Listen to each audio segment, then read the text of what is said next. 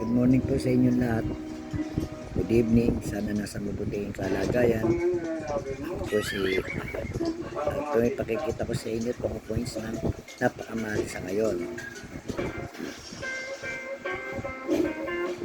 Ito ang year sa 1 peso. Year sa ito ang Philippine peso sa side ng 1 peso ay Pilipinas.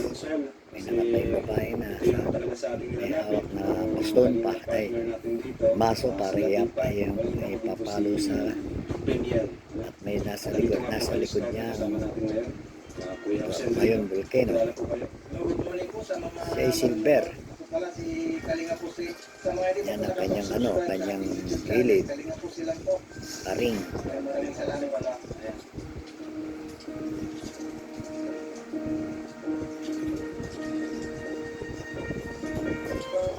Kita nyo, no? Ganda siya. 19 US Philippine coins ito eh. Sa harap,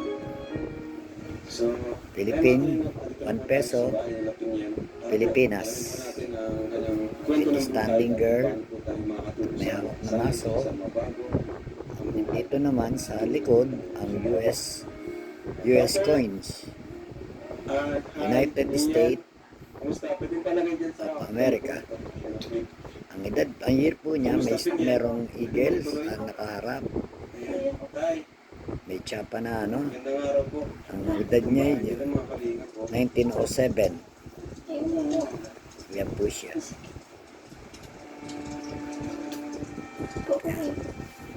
Sige po, dyan ka na lang pinyan. Ang mintage zone nito malaki, pero dito meron siyang dalawang klase. May mintage na 2 piraso lang. Sana nga mag-iisa to ron.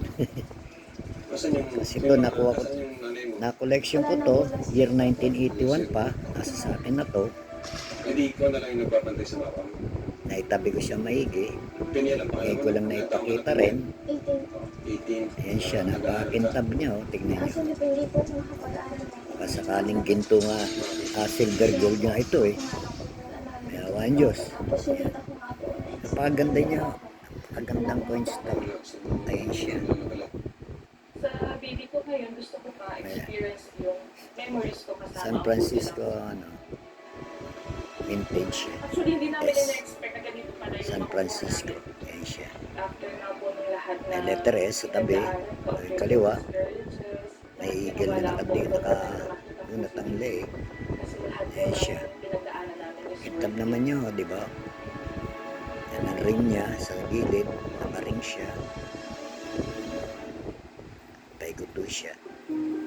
Ito ang harapan. Philippine coins, 1 peso coins. Naku, may sakit ang isang mahal mo sa buhay. Parang may sakit na rin ang buong bahay. Pinagdadaanan ng isa. Sana meron din kayo para may tabi nyo at may benta nyo. Kaya iba din talaga. Ako, ito matagal na sa akin to. Sa aming mga kapamilya, ibang pakiramdam. May awan Diyos eh, Kahit ka, mabili to. pinapahalagaan ka. May magkagusto. Parang yan sila mga kaibigan. Very accommodating, very attentive. Yan siya. They know me by name. And they know my true Alagang-alaga ko yan.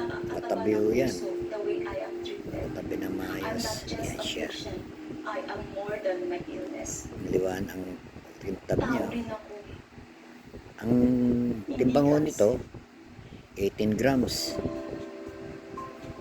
Ang original, Ito talagang healthcare 20 grams. Ang tinitelevise ang unang pinakita sa Philippine peso, US Philippine coins.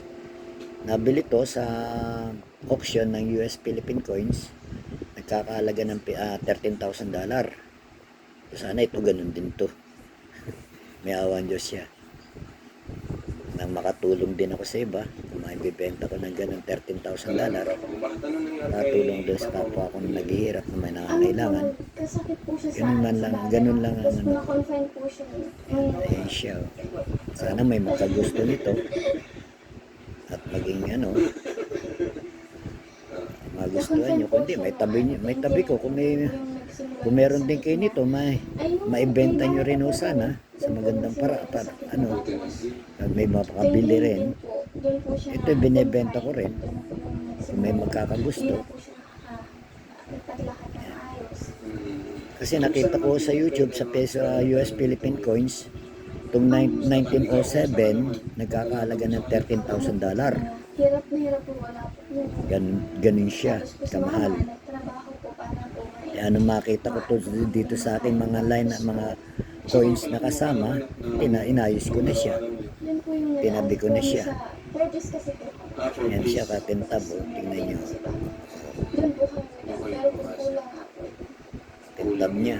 Ang hirap naman nun kasi wala kang katulong mo, no? Mag-isa ka lang. 1 peso Pilipinas Kung nakakaya coins. yung pinyel, mag-isa ka dito at ikaw yung nag-aalaga sa papa mo. Makakatulong sana ako kung may Umalis na, no? may magkagusto nito sa ganun sa ano pag-usapan natin. Hindi lang po ako mabuhigan dito. Okay, hanggang dito na lang po. Sana may natutunan kayo. May natutunan kayo sa konti kong palabas na to. Salamat po.